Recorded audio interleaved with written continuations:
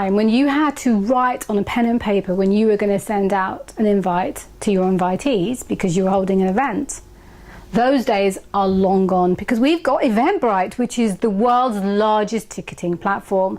And I was so lucky to be able to hear Renaud Visage, who is actually the co-founder and CTO of Eventbrite. And he gave his top 10 principles of what it takes to be a successful entrepreneur and how to scale your business.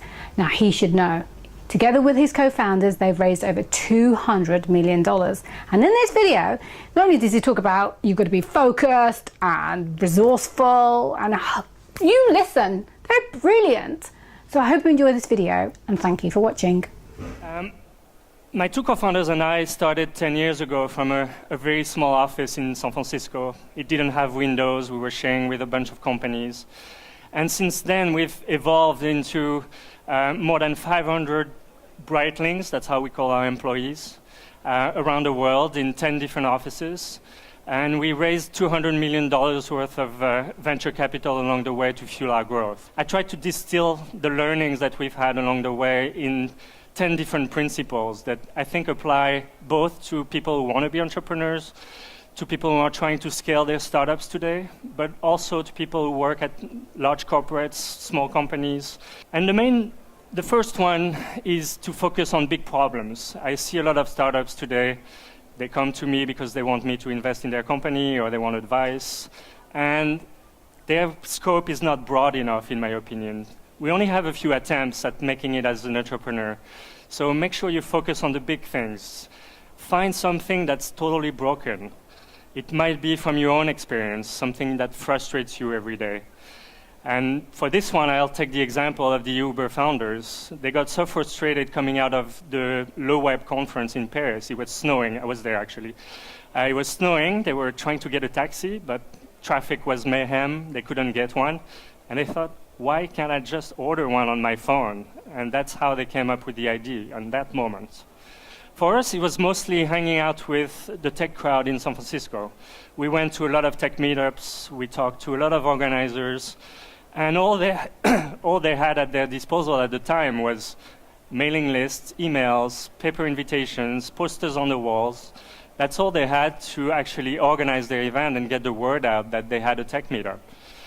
So we thought that we could harness technology to really create a solution that would enable anyone in just a few minutes to create a destination for their event and start selling tickets.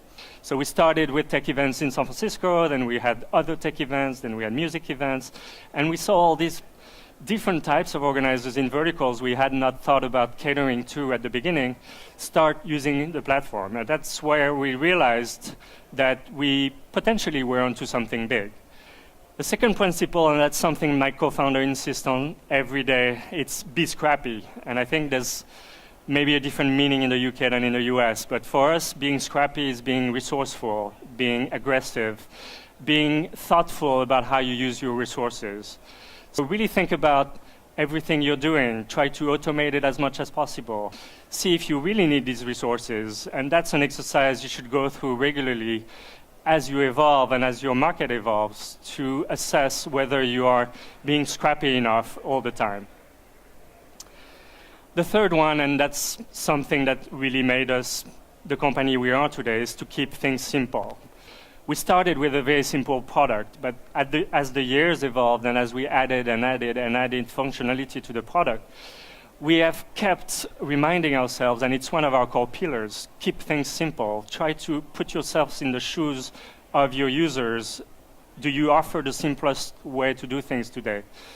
As we grew the company from 3 people to 500, and as we had to raise money along the way, one thing that we really paid attention to is the story we're telling. And I see a lot of startups not thinking about that enough. What story are you telling yourself? What story are you telling your customers? And what story are you telling the world that the VCs will see to buy into your vision? You have to really think about what do you stand for, how you're going to go about delivering on your promises, on your vision, in a neat package that's clearly explainable. Similarly, I think been a lot of literature lately over the last 10 years on company culture. And if you know the Silicon Valley, you know that it's a very competitive market. So we really spent time in 2009 establishing our culture, thinking through why we started this company, what we wanted it to become, how we were going to communicate that both to our employees and to the rest of the world. And it's not easy, especially as you expand abroad. We opened our UK office in 2011, and as you know, Americans, English are not exactly the same. So we had to let the local offices also define their culture. What did they expect from going to work every day? And being open about the solutions. Really, the Brightlings are empowered in defining what our culture is. We want their input. We want to tell them when things are not working or when they don't see the vision that we have, when they don't get enough communications. All these things you need to think about and really crisply define them and write them down.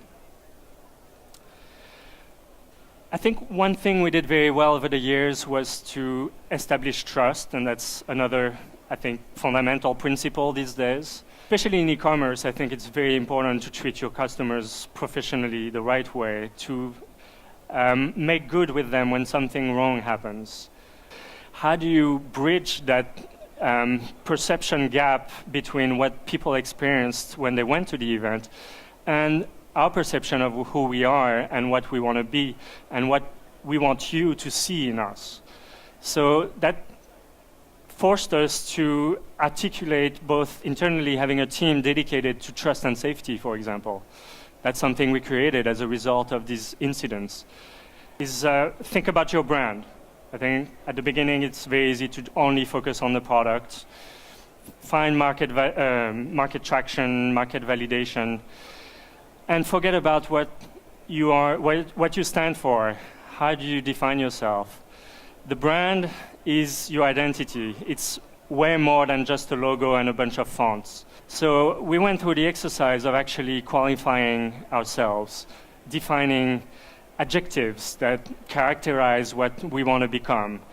And from that exercise, identifying the 3 or 4 main qualities that we want our brand to express. We spent quite a bit of time, and every 3 years we went back to the drawing board, reflected on what happened over the last 3 years, reflecting of where our brand had evolved, and changed every time, slightly but significantly, our message.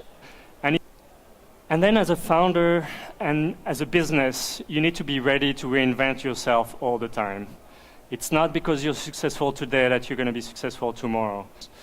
So as you grow into the company and as the company grows into you, you really need to figure out what your place is and give yourself the freedom to learn along the way. You won't know everything, so you can learn a lot from your peers, you can learn a lot from literature, but you have to adapt. Otherwise, you'll be like many founders who don't find their place in the new structure once the company grows. It takes hiring better people than you to realize your shortcomings and to decide what you want to become in the new structure. Don't let it take over your life. Life-work balance is so important for long-term successes of companies. Finding that balance between working 80-hour weeks, which we probably need to do at the beginning, up to a point where you can regain your life. I see too many entrepreneurs failing because they lose their friends, they don't get in touch with their family, they don't take any vacation to get that higher level view of what the company is doing, where it's heading, and what's happening elsewhere in the world. It's very important that it's a passion for you to run that business, but finding the right equilibrium between the two is equally important, I think. Wasn't Renaud a really nice guy? The way he was just so honest and frank about his key principles, and I think, if I'm being honest, I don't do all of them, and I think that's my problem. And I'm going to try and overcome it, and I hope you do too. So if you enjoy the video, please subscribe because there's going to be a lot more coming your way, and I really hope you enjoyed it. So thank you for watching.